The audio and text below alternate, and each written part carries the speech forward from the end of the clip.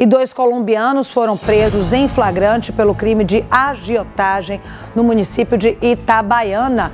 E Ícaro Novaes conta os detalhes. Eles chegaram a confessar o crime? Boa noite.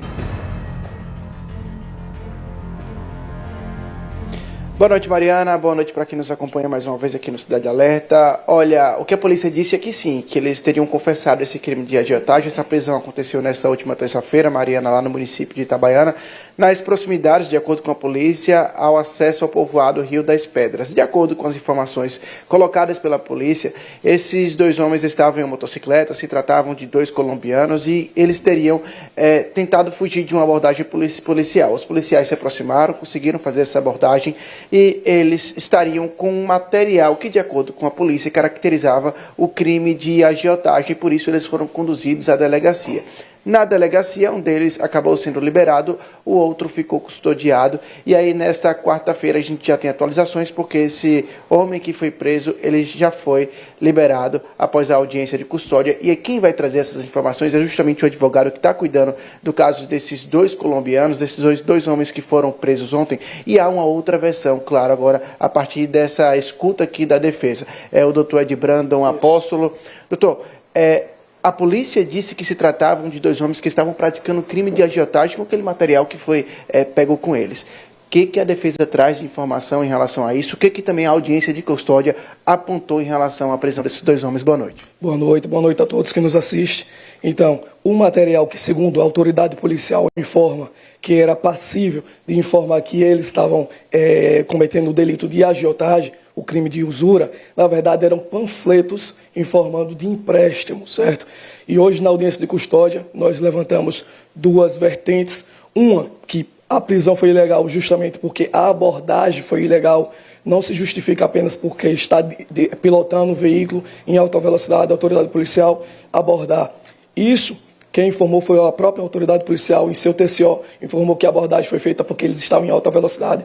E o nosso próprio STJ já tem decisões consolidadas que pilotar em alta velocidade não necessariamente precisa a autoridade policial fazer abordagem. Então a gente levantou essa tese pedindo o relaxamento de prisão. E a segunda tese é que não haveria crime, não houve crime porque, como eu disse, ele foi preso apenas com panfletos de empréstimos. Então não foi apreendido com nenhum outro material, cartões de crédito, dinheiro, também não foi apreendido em momentos que ele estava supostamente cobrando ou recebendo algum valor. Então ele estava apenas com um panfleto. Então não houve crime, a gente levantou essa tese. Essa segunda tese, o respeitável juiz acolheu, certo? Relaxou a prisão e assim ele foi liberado, certo? Trata-se apenas de pessoas que estavam trabalhando, ele é panfletador, então ele recebe diária para panfletar, ele não é agiota.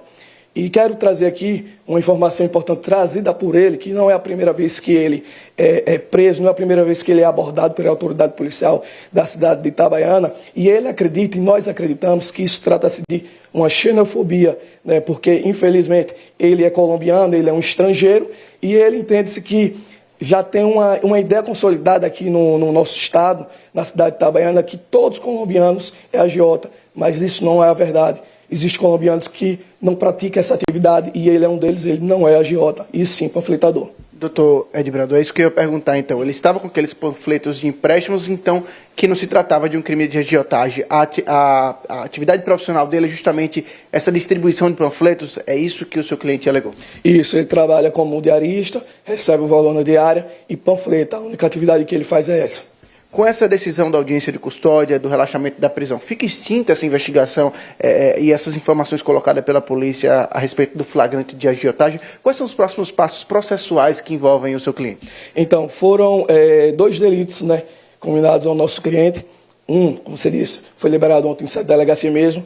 O segundo, a gente conseguiu liberar hoje na audiência de custódia.